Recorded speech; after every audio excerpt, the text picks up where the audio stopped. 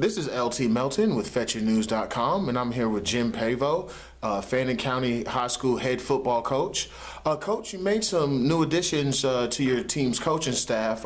Talk a little bit about the new guys you have coming in, as well as Gary McPeak going out. Okay, well, Gary, I'll start with Gary. You know, he had an opportunity to go back up into Kentucky. His school up there offered him a vice principal job and a assistant coaching position, and so he gone ahead and take that. I really don't, you know, he told me he really didn't want to leave, but it was a good opportunity. It was a big increase in pay. His son going back up to Kentucky and to Georgetown College to play football got him a little closer where he'd get to watch him a little bit more. And so, you know, I think it worked out for him the best. And for us, what we've done is we've gone out and hired a fairly local guy.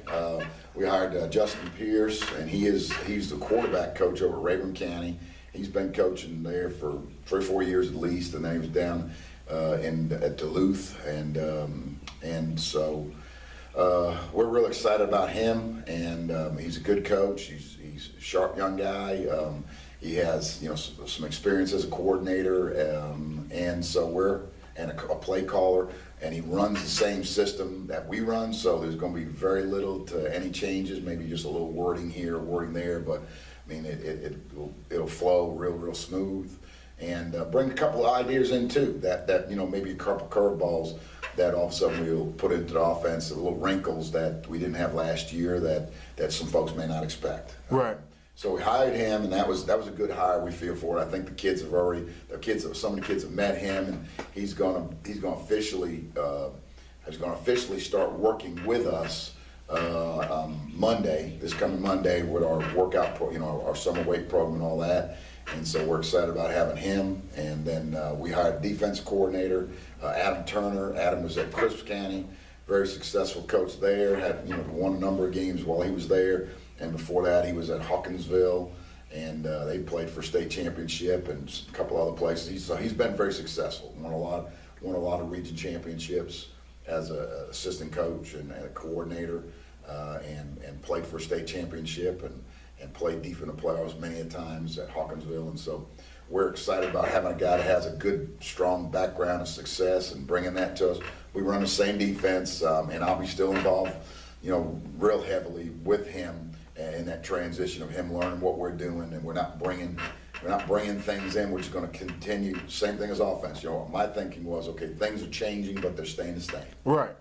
Kind of the faces change, but you know, the plays are staying the same. Right. And that was the whole plan when I got here, was to develop an offense and a defense where you could have turnover and it not affect the players. Right.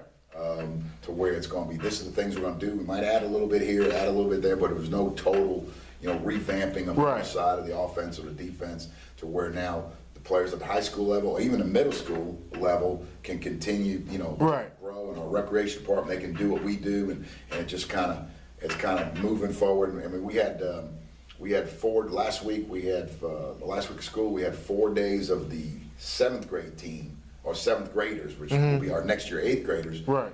Had a 4-day spring practice, no pads, but they ran our offense last year in the rec department league as 12-year-olds. Right. And they came out there for 4 days, and on day 1 they looked like they've been practicing for 2 weeks. Right. And on day 4 they looked like they've been practicing for a month. You know, kids who can catch the ball and run the routes, and you know, we're excited about them next year as an 8th grade team. Right. We're excited at them in the future coming up here to high school, and so we're, like we talked about, we're not just trying to build a team, we're developing a program, and that takes time.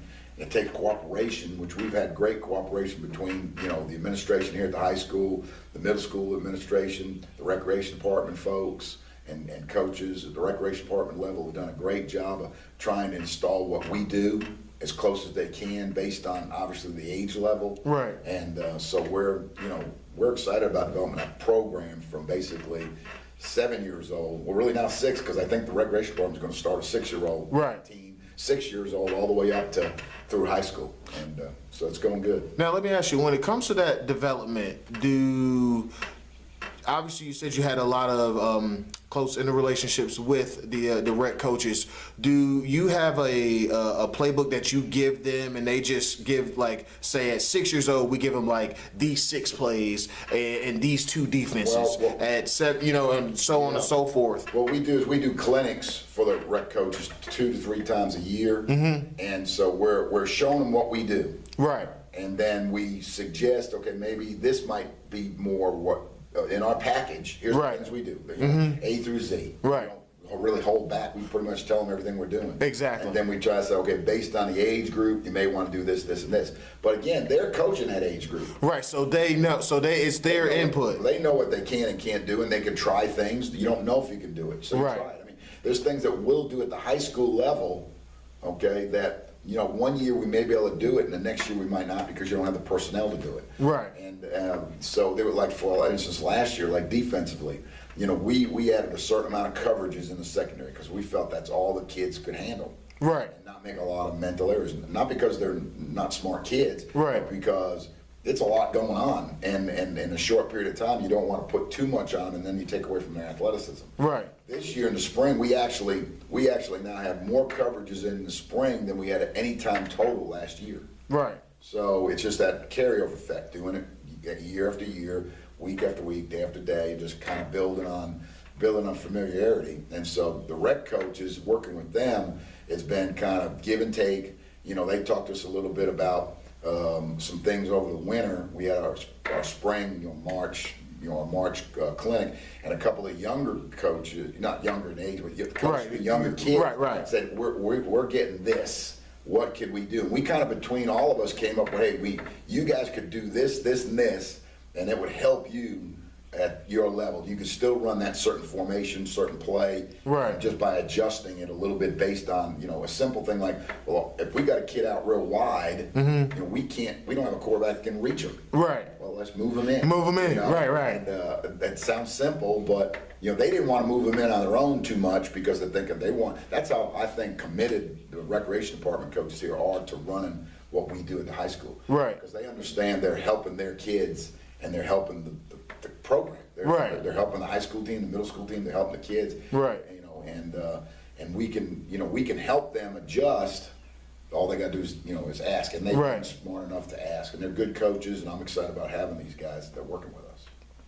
Now, let me ask, going back to your new coordinators, how were you able to get the offensive coordinator hired so quickly, knowing that, obviously McPeak was there all year? When did you find out that this opportunity for him was maybe coming up? Gary was kind of making me aware of what was going on. Probably it was, I don't want to be exact, I'm not going to be exact dates because I can't say.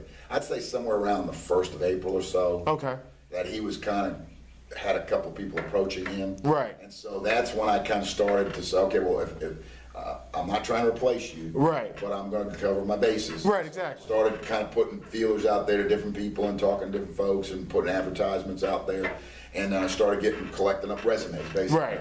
And then when he told me, hey, I've been offered a job, then we started an interview process, and it didn't take long. I felt I had 4 or 5 really quality caliber people. Right. We brought them in, interviewed a couple on the phone, brought a couple in for a campus visit and interview with our administrative people, and it just moved along pretty quickly. The board was really super about just turn in the paperwork and we'll approve them, and so it just flowed. There was no stumbling blocks, there was no roadblocks, it was just smooth sailing, and so we're fortunate we got a good guy.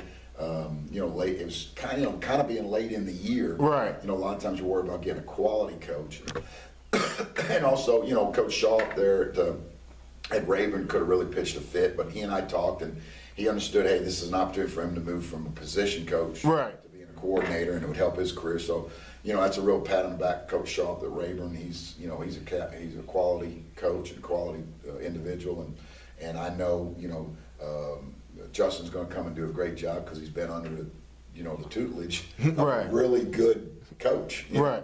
And so I knew I hit a home run here when I got him. Now, That's I'm glad that you brought up his tutelage. When you were looking for guys, were you looking for obviously you were looking for guys in your system, but was it more experience? Was it guys that you were looking for position coaches that were looking to move up, like it being late in the year? Like, how did you put together this? What was the criteria? That's the word I'm looking for. My criteria is one of they played in or had coached in the Franklin system. Okay. And that was kind of the criteria. They've been in this offense or a very similar form of this offense before. Okay. And they've been in no huddle, they've been up tempo, and four wide type team. At times you're going to get into two back, but doing the things we do. Right. And that was number one. The other thing, I wanted to find a guy that was going to be energetic and looking to advance his career. Someone was saying, "Hey, I'm a position coach. If I could be a coordinator, it'd be fantastic." And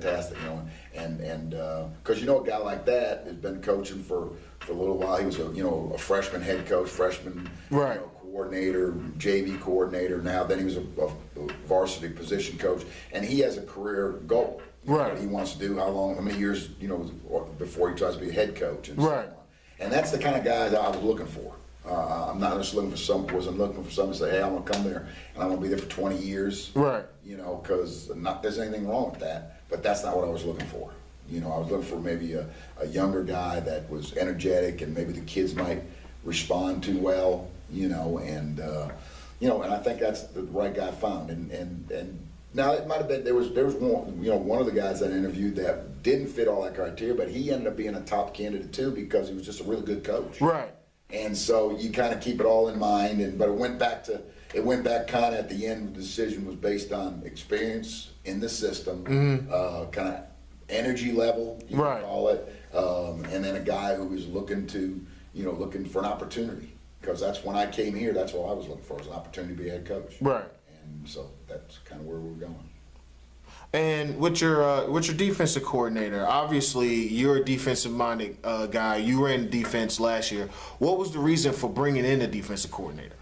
Because last year I was coaching inside and outside linebackers, and really I was not able to spend the time I wanted to on all the little finite things that you teach an inside linebacker, because I was spending half my time coaching the outside linebackers. And the same thing, with outside linebackers, there was a lot of things I wasn't able to work on in practice that I want to. Right. And so by bringing him in, that got us a fourth defensive coach on the side, because we had 5 offensive coaches. We only had 3 last year on defense. So now still have 5 on offense, but now we're up to 4 on defense. So now we've got a defensive line coach, we've got an inside linebacker coach, me, we've got an outside linebacker coach, and Adam, and we got a secondary coach. Right. And so now we're really able to work on. I think just in 2 weeks in spring practice, our outside linebackers are playing at a higher level than they were last year. Right. At the end of the season, and so it just shows that that individual working position skills, when you're able to take them to the next level, it's just repetition. It's working on reps. It's and getting the kids the opportunity to do those little I don't want to call them tricks, but learn those little tricks, I guess you could say. We're gonna have intricacies. Yeah, learn those and working on them. Right. And trying them. But when you're coaching too many positions, you're not able to do those. Right. Plus you're watching 4 positions in practice. Now I'm watching 2. Right. And he's watching 2. Right.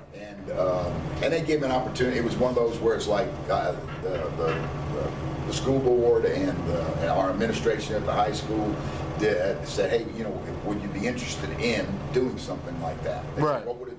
And I said, "Yeah. I mean, that's something I think that would help us get to the next level of play, and help our players and coaching staff and strengthen the coaching staff." And so that was kind of the process. We kind of started this thought process back in December. As soon as the school, the season ended last year, and I feel like we found the right guy.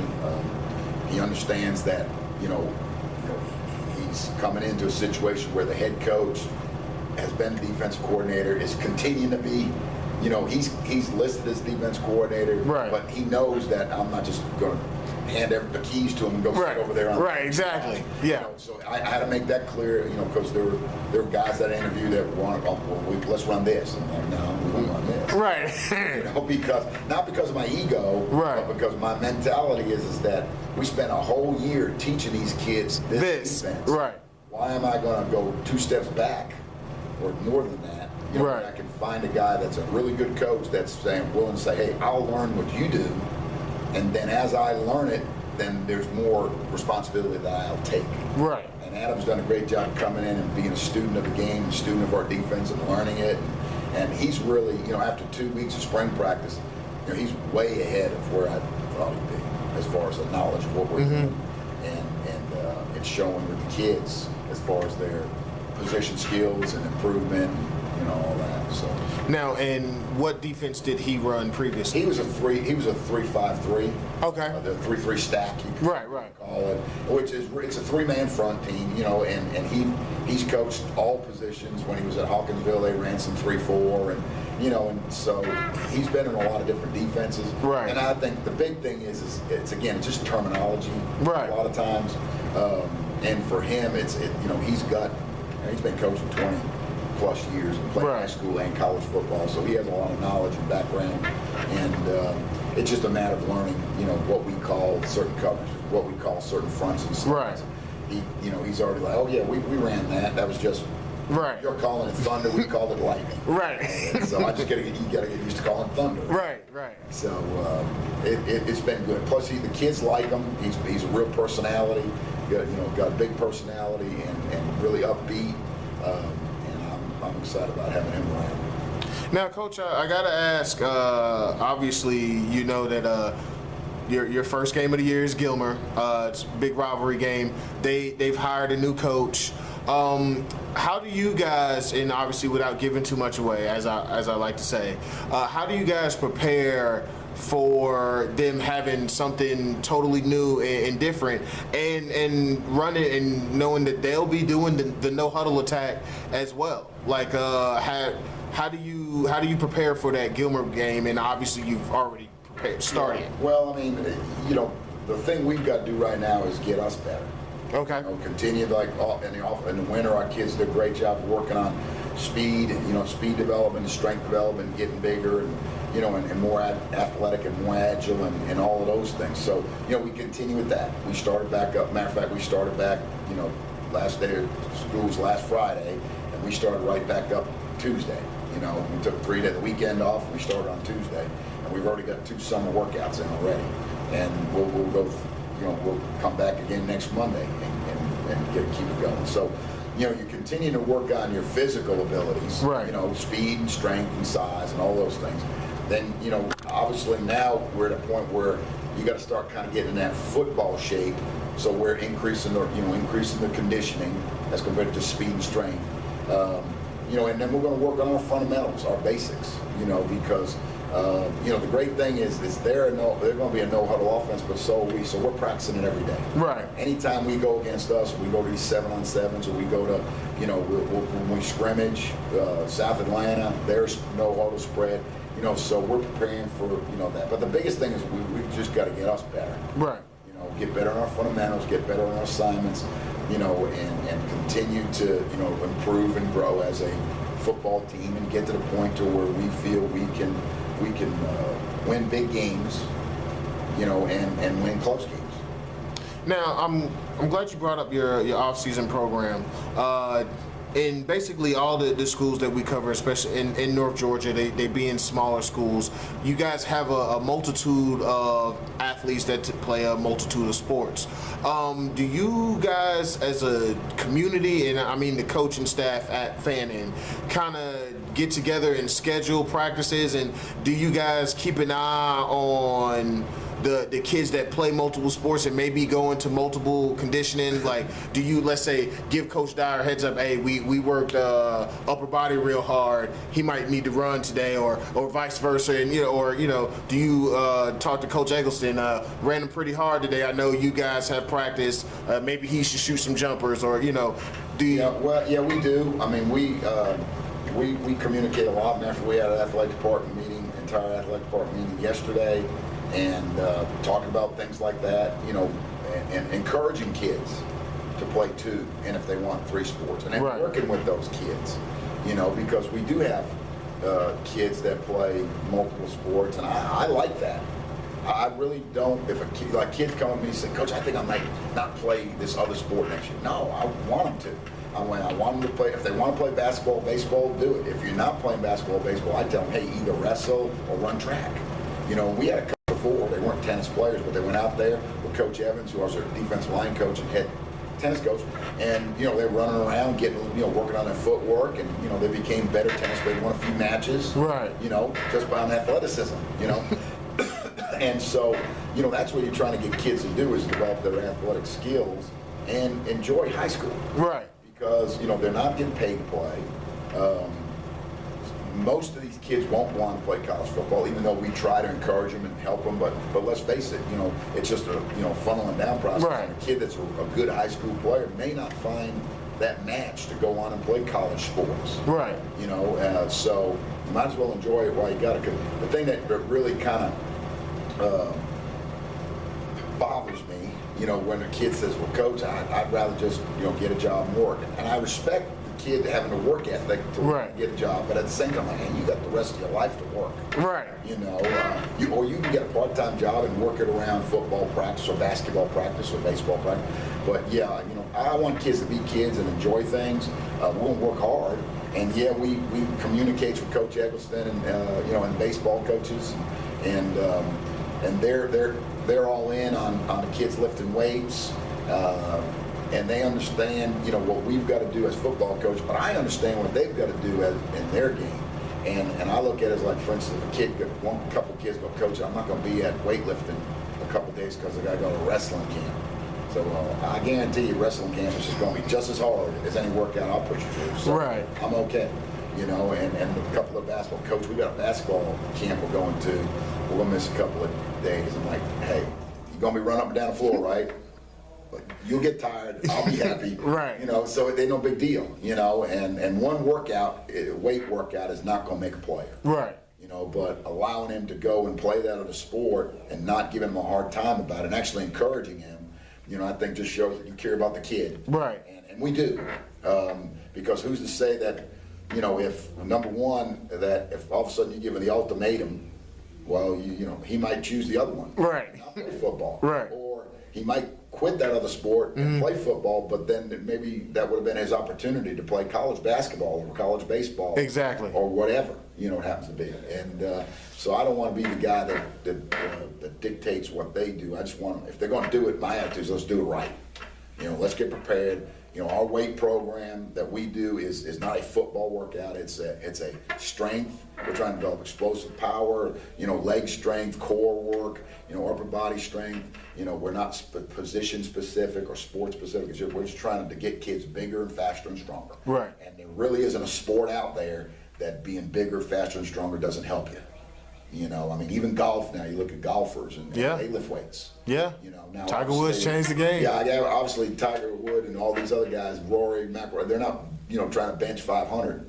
But still, they're in shape. Get stronger, you know, and they're trying to get, you know, more explosive, and those are the main things that we're trying to do, is get more explosive. You know, and that'll help with every sport, you know, whether it's basketball, track, you know, golf, tennis, football, and so on, wrestling for sure. You know, so we're just trying to help facilitate the kids' success, and we want at the part, because I feel that success breeds success. If we're successful in baseball, then that's going to fall over into football. You know, and then the football team will win game. And the same thing with basketball. And, you know, I think last year was kind of one of those things where, like football, we kind of started out pretty good, and then the volleyball team started out really good, and it kind of carried into the winter, and the winter sports did pretty good, and into the spring and so on. And I think just kind of, you set in a tempo, and then, you know, with the things, the kids that made the region and, you know, did well in the region track meet, and the kids that did really well in the sectional track meet, you know, that kind of takes us through the summer and into the fall. And so it's just, you know, you want to get to where, you know, Fannin County is known for kids being successful. Athletically, academically, all of those things. And we're just trying to you know, work together as a staff to I guess basically make make it as smooth a road as possible for these kids. I mean, they're gonna have to overcome obstacles, but put a nice smooth, don't us be the reason they can't succeed. Right. Us be helping them to reach their goals and success. Coach, I got to end it on that note. Okay. Thank you for your time. I appreciate it. All right, thank you.